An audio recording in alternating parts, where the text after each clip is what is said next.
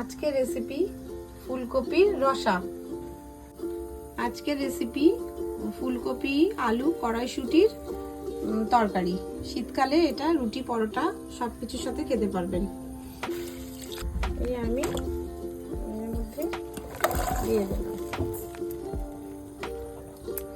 10 minute মতো একটু সিদ্ধ করে নেবেন।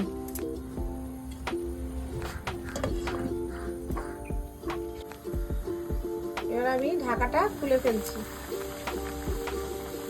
গ্যাসের ফ্লেম বন্ধ করে দিলাম।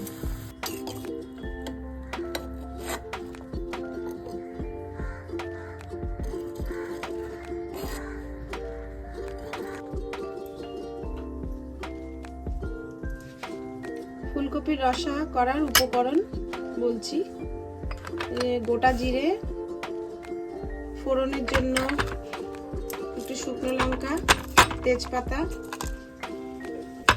গোটা জিরে, হলুদ গুঁড়ো, লঙ্কা গুঁড়ো, জিরে গুঁড়ো, আদা বাটা, অল্প সামান্য চিনি, পিউরি, তেল দিলাম। বেশি দিতে হবে কারণ ফুলকপিটা তেল একটু কম হলে ভালো লাগবে না। এবার আমি শুকনো লঙ্কা আর তেজপাতা ফোড়ন দিলাম।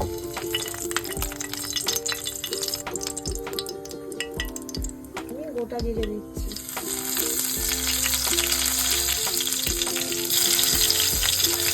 ফুলকপি আলুটা দিচ্ছি।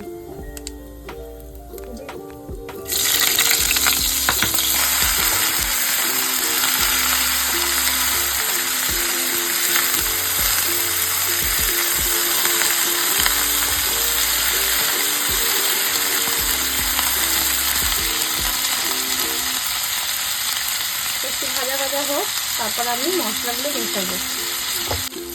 এবার আমি দিলাম।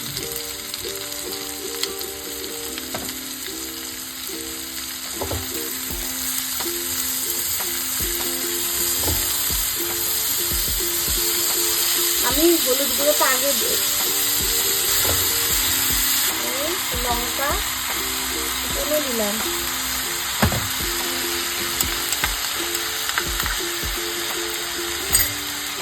আদা বাটা দিলাম,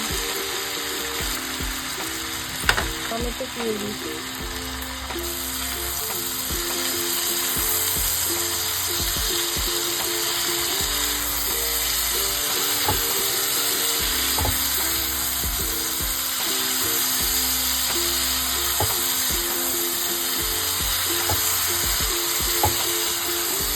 অল্প স্বাদের জন্য চিনি দিলাম।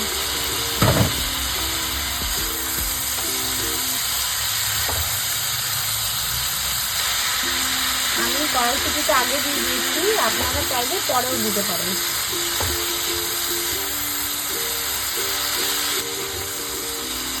এবার এটা আমি অল্প উষ্ণ জল দেবো। কষানো আমার হয়ে গেছে, দেখুন তেল ছেড়ে গেছে। এবার আমি অল্প উষ্ণ গরম জল দেবো।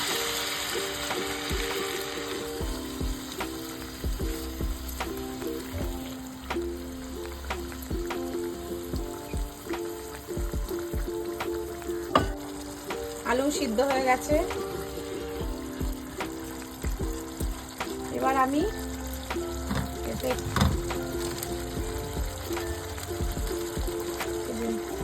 সানরাইজের গরম মশলা দিয়ে দিলাম।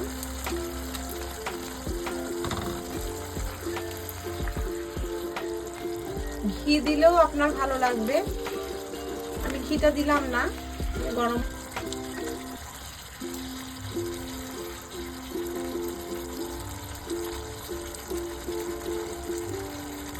আছে, এবার আমি নামিয়ে নিচ্ছি।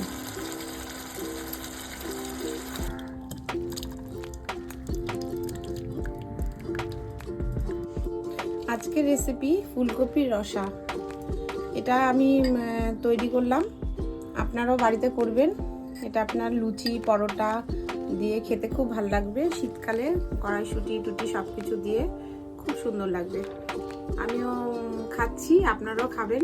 যদি আপনাদের ভালো লাগে খেয়ে তাহলে একটা লাইক করবেন, শেয়ার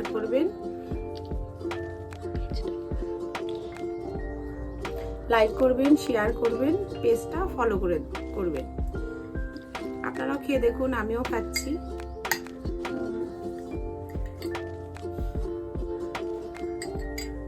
আমার তো ভালো লাগছে, আপনারা খেয়ে দেখবেন কেমন লাগছে।